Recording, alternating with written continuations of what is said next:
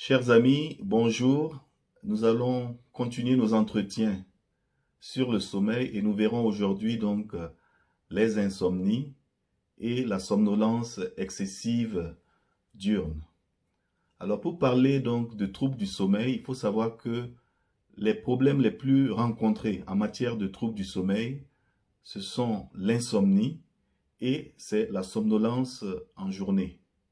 Alors l'insomnie, c'est une difficulté à l'endormissement ou au maintien du sommeil, ou bien un réveil précoce ou une altération même de la qualité du sommeil qui fait que il n'est plus adapté, il ne répond plus à son rôle qui est de réparer les fatigues de l'état de veille.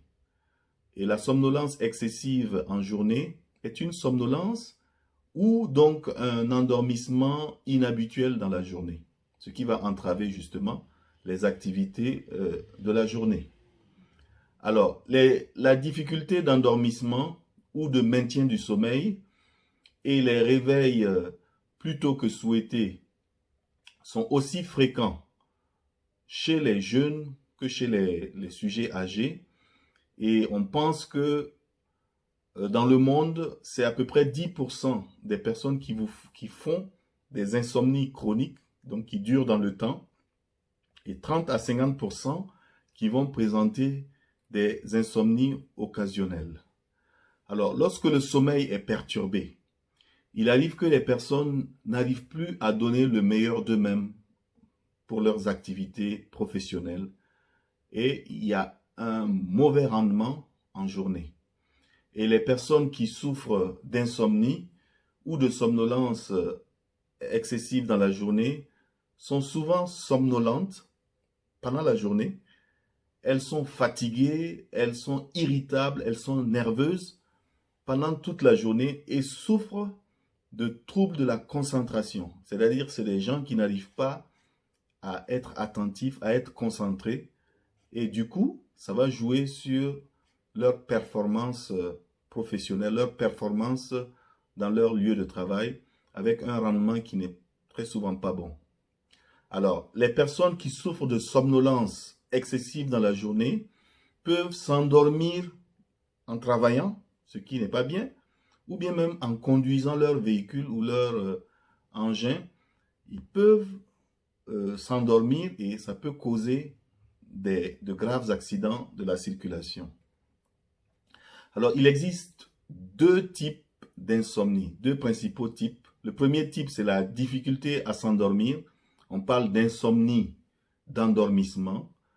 Alors, les personnes ont fréquemment donc des difficultés à s'endormir lorsqu'elles ne peuvent pas se détendre, lorsque leur esprit est préoccupé ou lorsqu'elles pensent, elles continuent à penser ou à s'inquiéter ou être dans un état de stress, alors elles ont des difficultés donc à s'endormir.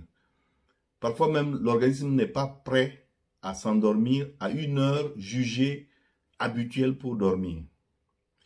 C'est-à-dire que l'horloge interne, vous savez que chacun de nous a une horloge interne. Donc, cette horloge interne chez ces personnes-là n'est pas synchronisée avec le cycle de la lumière et de l'obscurité de la Terre.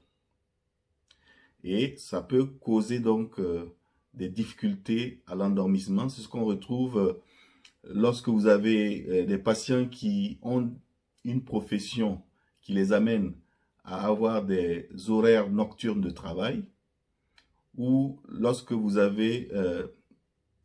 passez d'un fuseau horaire à l'autre. En cas de décalage horaire, pour ceux qui voyagent beaucoup sur de longues distances, là également, ça peut entraîner ce type d'insomnie dit d'endormissement.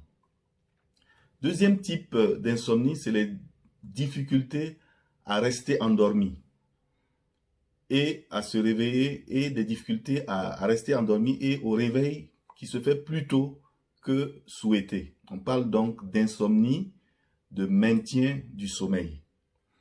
Et dans ce type d'insomnie, l'endormissement se fait normalement, mais ces personnes-là, en fait, se réveillent après quelques heures de sommeil, parfois moins d'une heure, et sans pouvoir donc se rendormir. facilement. Et ces personnes-là, donc, sont parfois insatisfaites donc, de leur sommeil. Parfois, l'organisme n'est pas prêt à s'endormir à une heure jugée normale. Et cette insomnie du maintien du sommeil est plus fréquente chez les personnes âgées que chez les jeunes. Et parce que ces personnes âgées sont plus susceptibles d'avoir des difficultés à rester endormies que les jeunes. Et elles peuvent aussi survenir chez les personnes qui consomment certaines substances à des heures un peu avancées. Après 16 heures, consommer du café, par exemple la caféine, l'alcool ou le tabac, par exemple, sont des facteurs qui induisent ce type d'insomnie de maintien du sommeil. Ou bien ceux qui prennent donc certains médicaments peuvent également, certaines vitamines, etc., vitamine C et autres, tout ceci peut induire ce type d'insomnie de maintien du sommeil. Et également, chez certaines personnes qui présentent des troubles du sommeil tels que l'apnée du sommeil. L'apnée du sommeil, c'est une maladie au cours de laquelle il y a un trouble sévère de la respiration. Et généralement, pendant le sommeil, ces personnes-là ont une interruption souvent longue de leur respiration et ça se passe de façon répétée, suffisamment pour perturber le sommeil, ça les réveille et ça réduit donc la quantité d'oxygène et augmente le gaz carbonique dans le sang. Deuxième trouble où on peut retrouver cette insomnie de maintien du sommeil, il y a le trouble du mouvement périodique des membres qui implique donc les mouvements répétitifs des bras, des jambes ou les deux pendant la nuit.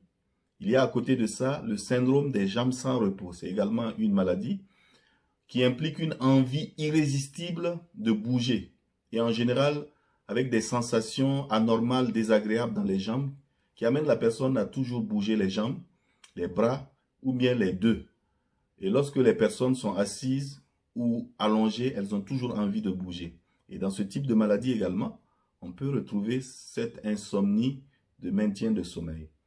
Et également, ce type d'insomnie peut être retrouvé comme un des signes de la dépression. La dépression qui est due donc à une tristesse, à un problème, une réaction à une situation malheureuse.